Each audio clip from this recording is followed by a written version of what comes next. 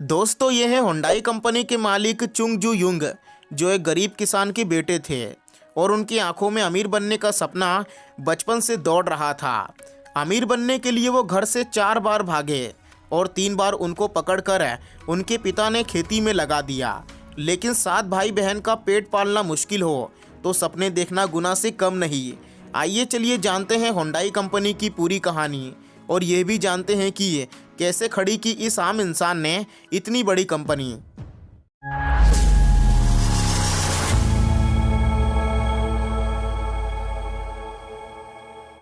दोस्तों चुंग का जन्म साल 1915 में साउथ कोरिया के छोटे गांव टोंगचौन में हुआ। उस समय साउथ कोरिया जापान के कंट्रोल में था और खराब इकोनॉमी और प्रतिबंधों के कारण लोगों का जीना मुश्किल हो गया था। उनके पिता एक गरीब किसान थे और घंटों खेतों में काम किया करते थे। ना चाहते हुए चुंग को अपने पिता की मदद करनी पड़ती। वह कभी जानवरों को चराने जाते और कभी जलाने की लकड़ियां बेचकर कुछ पैसे इकट्ठा करने की कोशिश करते। लेकिन फिर भी उनको 2 वक्त की रोटी मुश्किल से नसीब हो रही थी और गरीबी से तंग आकर वो सोचा करते कि क्या उन्हें भी अपने पिता की तरह जिंदगी भर गरीबी में जीना पड़ेगा। उनका सपना बचपन से पढ़ लिख कर टीचर बनने का था, मगर पैसों की कमी ने उनके सपने को तोड़ दिया। इस प्रॉब्लम से निपटने के लिए उनके पास 2 रास्ते थे, या तो वो खेती करे या फिर घर से भाग जाए। उन्होंने दूसरा रास्ता चुना। 16 साल की उम्र में वह घर से भाग गए, वो भी 1 बार नहीं 4 बार। 3 बार उनके पिता उनको ढूंढकर घर ले आए और उनसे खेती करवाने लगे। लेकिन चौथी बार वो वापस आने के लिए नहीं निकले थे, क्योंकि उनको बाहर जिंदगी का वो मज़ा मिल चुका था जिसे वो जीना चाहते थे, और सीधे सियोल पहुँचे, जो कि आज साउथ कोरिया की कैपिटल है। सियोल में चुंग ने सबसे पहले लेबर और बाद में स्टार्च सिरप फैक्ट्री में हैंडीमैन का काम किया और बाद में उन्होंने चावल की डिलीवरी करने वाले बॉय का काम किया।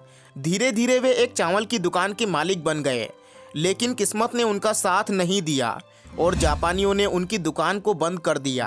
इसके बाद चुंग ने एक ऑटो मरम्मत की दुकान खोली और 2 लोगों को काम पर रखा। ये काम अच्छा चला और 3 साल में ही चुंग के पास 70 कर्मचारी हो गए। 1943 में सरकार ने एक बार फिर से उनके कारोबार को बंद कर दिया। जैसे घर से भागने से चुंग को रोका नहीं जा सकता था, वैसे ही एक बड़ा सपना पूरा करने से उन्हें कोई नहीं रोक सकता था। यहीं से शुरुआत होती है हुंडई कंपनी की। चुंग ने अपनी बचत के पैसों से ऑटो मरम्मत की दुकान बंद करने के 4 साल बाद हुंडई सिविल इंडस्ट्री की स्थापना की। ये कंस्ट्रक्शन कंपनी थी।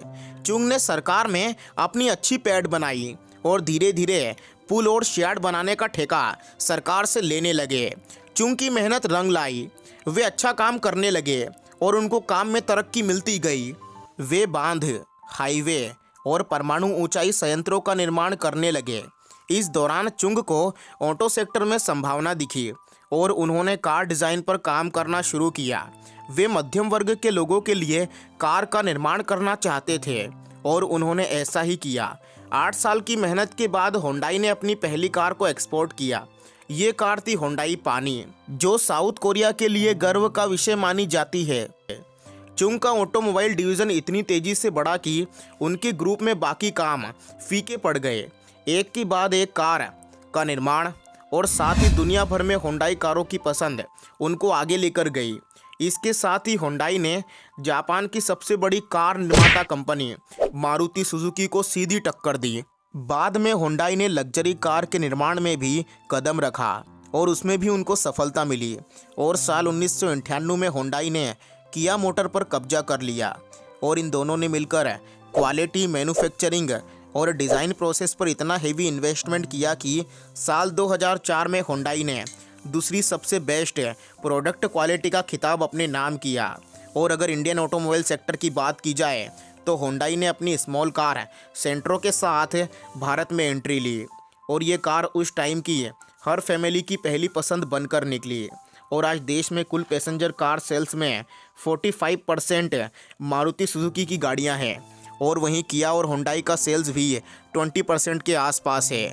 तो दोस्तों ये तो कहानी थी हुंडई कंपनी की और अगर आपको ये वीडियो अच्छी लगी हो तो इस वीडियो को लाइक और चैनल को सब्सक्राइब करना मत भूलना। मिलते हैं किसी दूसरी वीडियो में किसी दूसरी कहानी के साथ।